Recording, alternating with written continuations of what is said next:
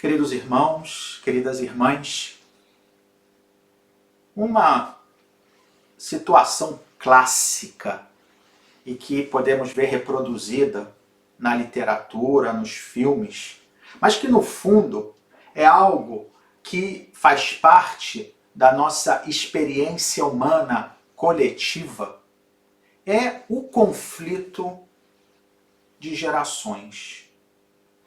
Pais que planejam o futuro dos filhos, querendo para os filhos o melhor, e os filhos que muitas vezes ou não compreendem o que os pais estão querendo para eles, ou não concordam, e talvez até com uma certa razão, vendo que podem fazer um caminho próprio melhor do que aquele que os pais propuseram.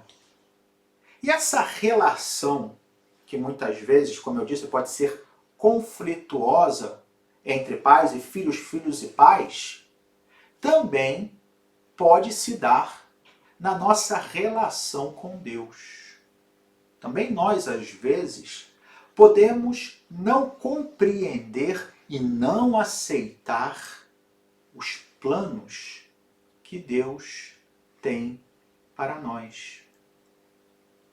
Isso podemos, talvez, entender bem, sobretudo quando estamos num momento de sofrimento, quando aquilo que a gente desejava, que a gente pede, inclusive na oração, não se vê realizado. E parece que aquilo que Deus nos pede não é aquilo que queremos fazer e nem aquilo que nós consideramos que vai nos fazer felizes. E como então poder nos relacionar com essa situação? O salmo de hoje, que aliás foi também citado na primeira leitura dos Atos dos Apóstolos, dizia no refrão o seguinte, que a sua vez era uma reprodução do versículo 11, Salmo 15. Dizia o seguinte: vós me ensinais vosso caminho para a vida, junto de vós felicidade sem limites. Isso deve ser uma convicção. Mesmo, e eu diria, sobretudo, quando eu não compreendo os desígnios, a vontade de Deus na minha vida.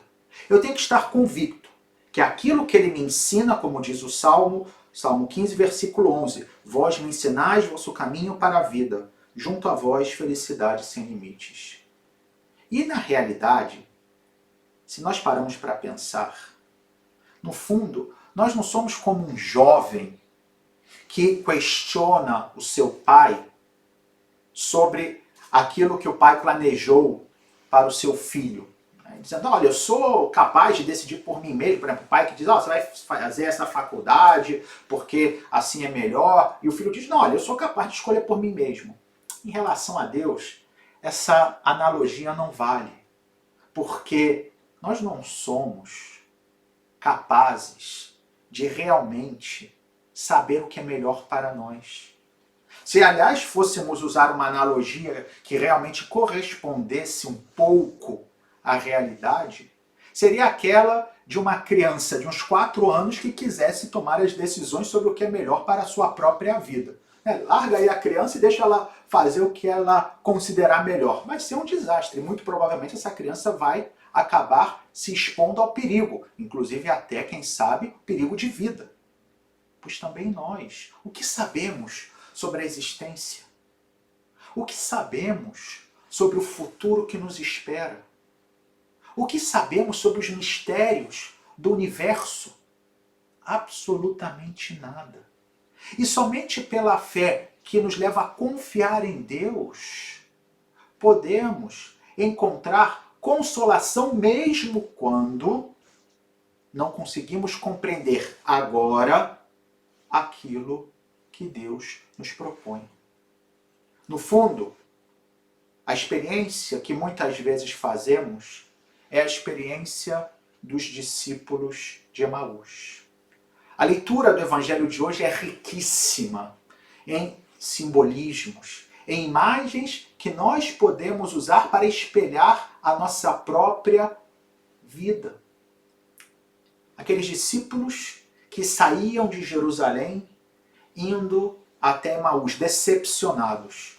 O texto diz que eles iam conversando e inclusive discutindo. E a palavra grega que se traduz em português como discutir faz referência a uma discussão que é mais bem de desentendimento, ou seja, eles estavam perplexos, não conseguiam nem sequer estar de acordo sobre tudo aquilo que tinha acontecido, ou seja, como Deus tinha manifestado o seu querer com tudo o que Jesus passara com a sua paixão e morte. Eles não tinham como aceitar aquilo. E por isso deixaram Jerusalém e foram em direção a Emaús. É interessante, e aqui o primeiro simbolismo, que Jerusalém na Bíblia, mais do que representar simplesmente a cidade física, representa uma realidade, ou seja, o local, o lugar onde Deus se faz presente. E no Novo Testamento, muitas vezes, sobretudo se a gente olha o livro do Apocalipse, Jerusalém é também imagem da igreja, ou seja, o lugar onde agora Deus se faz presente no mundo. E eles deixam Jerusalém, poderíamos dizer, deixam a igreja. Como também nós podemos ser tentados muitas vezes, talvez não deixemos a igreja no sentido absoluto do termo, mas sim por tantas decepções, por tantas situações que não somos capazes de compreender, vamos um pouco deixando de lado a autoridade da igreja, os ensinamentos da igreja e simplesmente aceitamos aquilo que nos interessa. E aqueles homens seguem, tristes, porque aliás é sempre essa experiência que fazemos quando nos afastamos de Deus, ficamos tristes. Lembremos novamente o Salmo: vós me ensinais o caminho para a vida, junto a vós felicidade sem limites, e portanto longe de vós tristeza sem limites. E eis que estão lá. Mas que bonito. Esses homens deixaram Jerusalém, não aceitaram o desígnio de Deus, mas Deus não os abandona. E Jesus vai atrás dele como aquele bom pastor da parábola que deixa as 99 ovelhas e vai atrás da ovelha perdida, nesse caso, de 2 ovelhas. E se coloca no meio deles. Porém, os 2 não foram capazes de o reconhecer. Por quê? O texto diz que eles estavam como que cegos e não o reconheceram. Porém, o verbo no original grego diz literalmente que eles tinham os olhos vendados, como tivesse uma realidade que os impedisse de enxergar a Cristo que estava junto deles. E às vezes, também nós temos como que algo que nos impede de perceber, de experimentar a presença de Jesus na nossa vida, a presença de Deus na nossa vida e de modo especial nos momentos mais difíceis. E qual é essa espécie de trava nos olhos que podemos ter? É justamente a nossa expectativa pequena, mesquinha em relação a Deus. É como aquela criança que esperneia quando vai numa loja e vê um chocolate gigantesco e a mãe, obviamente, porque não pode dar aquele chocolate gigantesco que faria mal à criança, e a criança esperneia, faz um verdadeiro escândalo porque não aceita que a mãe não quis dar aquele capricho. E às vezes a mesma coisa nós com Deus. E ficamos como que cegos, porque somos caprichosos, porque não temos paciência, porque não confiamos que Ele sabe o que é melhor para nós. Mas mesmo assim Ele segue. E que bonito, quando aqueles homens abrem o coração e começam a compartilhar com Jesus, que eles ainda não reconheciam, toda a decepção, toda a tristeza que eles carregavam no coração. E aí Jesus então começa a explicar para eles a Escritura. Mais adiante, já depois deles terem descoberto que aquele era Jesus, vão comentar: não é verdade que o nosso coração ardia quando ele nos falava pelo caminho explicando as Escrituras. E também nós, quando deixamos que Jesus nos fale, quando abrimos o nosso coração a Ele na oração, quando conversamos, somos honestos, fala, olha, eu não estou entendendo nada. Às vezes a gente pode conversar sim com Deus, a oração é um diálogo entre amigos, entre um filho com o pai, entre um irmão, como a gente faz com Jesus, e dizemos, olha, eu não estou entendendo nada, por que isso está acontecendo comigo, por que esse sofrimento, por que essa situação. Mas quando fazemos isso com confiança, com humildade, e nos colocamos diante da Escritura, da Palavra de Deus, sempre o Senhor vai nos dar uma palavra de consolo. Sempre vai nos dizer algo para que aquele sofrimento, aquela situação absurda possa adquirir algum tipo de sentido. E finalmente chegamos ao ápice, quando eles se aproximam já do seu destino e Jesus faz como fosse continuar. Eles dizem, não, Senhor, já anoitece, fica conosco. Essa é uma das orações mais belas. Essa petição, esse pedido, fica conosco, Jesus, deve ser como que esse refrão que vamos constantemente repetindo. Fica conosco, Jesus, fica conosco, não nos deixe sozinhos, porque sozinhos nos perdemos. E Jesus fica com eles. E então, ao partir o pão, eles finalmente reconhecem Jesus. E Jesus desaparece. Que interessante.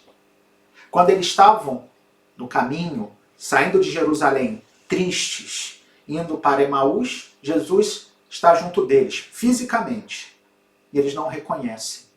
Depois que eles o reconhecem, ao partir o pão, ou seja, na Eucaristia, eles voltam já sem ver Jesus fisicamente, mas alegres. Por quê? Porque agora perceberam que Jesus sempre estaria com eles ao partir o pão.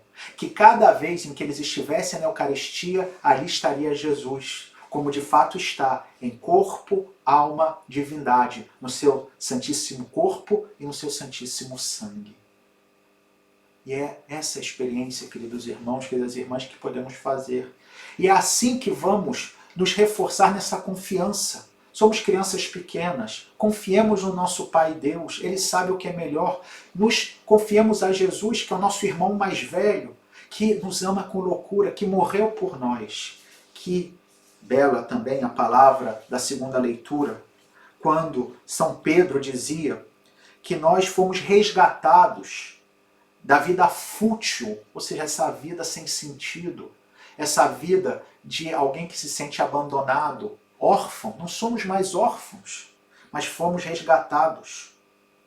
Não por meio de coisas perecíveis, ou seja, o preço dessa salvação, o preço dessa experiência de saber que Deus nos ama, não foi coisas perecíveis. E atenção, o que Pedro chama de coisas perecíveis sem valor. Ouro e prata. Imaginem, que é uma realidade, ambas, ouro e prata, metais preciosos. Mas Pedro disse, não vale nada. Porque o preço do nosso resgate foi o sangue de Cristo. O sangue que representa esse amor que Ele tem por nós. E é nesse amor que nós vamos encontrar forças, mesmo que não entendamos, para seguir o caminho, como os discípulos de Emaús. Já não o caminho de quem sai de Jerusalém, mas como eles, de quem volta para Jerusalém, de quem volta para a igreja, de quem sabe que é na igreja, apesar de muitas vezes não compreendermos tudo, é na igreja que encontramos o Senhor, é na igreja que recebemos a Eucaristia, é na igreja que a palavra de Deus nos é explicada, é na igreja que sempre vamos ter a confirmação do que o Salmo nos dizia, que Deus nos ensina o caminho para a vida e junto dele, felicidade sem limites. Louvado seja nosso Senhor Jesus Cristo, para sempre seja louvado.